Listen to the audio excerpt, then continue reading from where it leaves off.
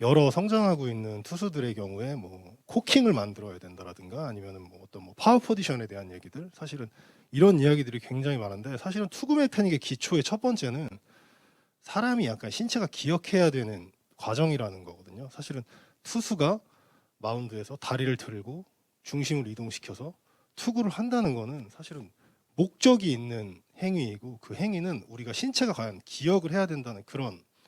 저희가 지도자 생활을 하지만 선수들은 저 다음 지도자를 반드시 만나야 되고, 은퇴를 앞두고 있지 않는 선수들의 경우를 빼고는 사실은 여러 지도자들을 거치게 돼 있거든요. 그래서 사실은 저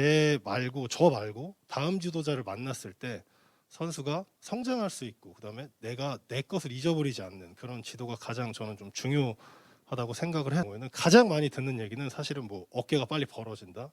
아니면 뭐 팔스윙을 더 빠르게 해봐라, 아니면 뭐 하체를 더 잘 써야 된다, 그리고 뭐 아니면 다리가 죽는다. 사실은 이런 우리가 행해지고 있는 감각들을 표현하는 말들이 굉장히 많은데, 사실은 여러 투수 코치에 대한 이야기를 들어보면 이론은 모두가 틀린데 결국은 한 가지만을 얘기하는 경우가 엄청 많거든요. 뭐 벌어진다라든가, 여기 뭐 사진에서 제가 표현을 했지만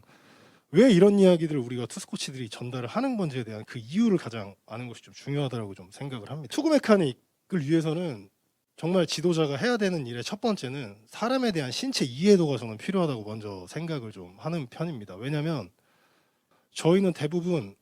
공을 빠르게 던지기 위해서 왼쪽 어깨가 열리면 안 돼, 뭐 아까도 얘기했지만 코킹을 잘해야 되라는 말을 하지, 우리가 사람이 신체를 이용해서 어떻게 사용할 때 힘을 어떻게 사용하는지에 대해서는 기초적인 문제는 사실은 기술을 배우다 보면 굉장히 잊어버리는 경우가 많거든요. 그래서 이 투구 메카닉을, 좋은 투구 폼을 만들고 좋은 퍼포먼스를 내기 위해선 결국은 우리가 투구 자세에서 어떤 근육이 필요하고 어떠한 힘을 사용할 수 있는지에 대한 기초를 먼저 알아야만 저는 좋은 투구 자세를 만들 수 있다라고 좀 생각을 합니다. 하나 보면은 마운드는 결국은 30cm 높은 곳에서 낮은 곳으로 투구하는 경사지면이라는 거거든요. 그래서 사실은 평지에서 사람이 힘을 쓰는 거와 높은 데서 낮은 곳으로 힘을 쓰는 거는 약간의 좀 차이가 있다라고 저는 생각을 합니다.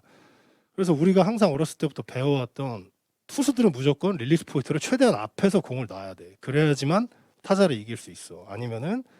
보폭을 늘려야 돼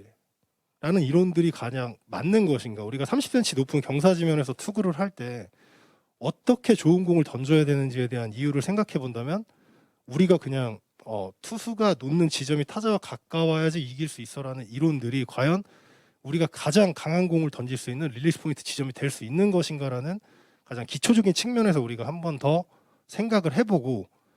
접해봐야 된다라는 좀 그런 생각을 좀 가지고 있습니다. 이 신체에 대한 이해를 먼저 하고 투구 메카닉을 왜 이해를 해야 되냐, 사실은 투구는 감정과 감각이 살아있는 사람이 하는 거라는 게 제 첫 번째 지론이고요. 왜냐하면 사람이라는 것은